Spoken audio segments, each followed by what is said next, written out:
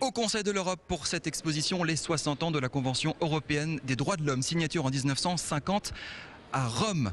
Geneviève Mayer, on parlait tout à l'heure du rôle des États. Vous, quels sont les moyens, de quoi vous disposez pour dire aux États, tu n'appliques pas les droits de l'homme, il y a des gens qui sont venus se plaindre, maintenant fais ce qu'on te dit, respecte les textes. Nous pouvons dire que naturellement les États exécutent les arrêts de la Cour et nous avons des exemples, pléthore d'exemples que je ne vais pas égrener, de mesures qui ont été adoptées après un arrêt de la Cour. Vous en avez un en tête pour illustrer un peu ?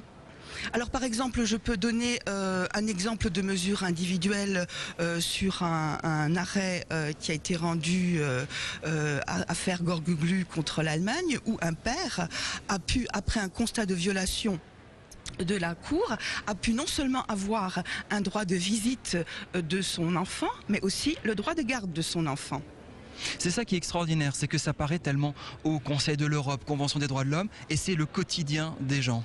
Tout à fait. C'est vraiment leur vie quotidienne qui est en jeu ici. Tout à fait, c'est le quotidien, c'est pour qu'une victime puisse, après déjà un parcours du combattant pour arriver jusqu'à la Cour européenne des droits de l'homme, puisse après, lorsque la Cour a constaté que ses droits ont effectivement été violés, puisse obtenir réparation, mais aussi faire en sorte que de telles violations de même type ne se reproduisent pas. Est-ce que les droits européens aujourd'hui, ce sont des droits immuables ?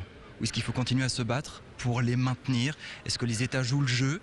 Est-ce que ça va de mieux en mieux ou de pire en pire? Nous avons aujourd'hui plus de 9500 affaires qui sont pendantes pour exécution devant le comité des ministres. Un arrêt de la Cour, quel que soit le caractère impopulaire de la mesure au niveau national, doit être respecté pour que 60 ans après, on pourra dire que la Convention reste un succès.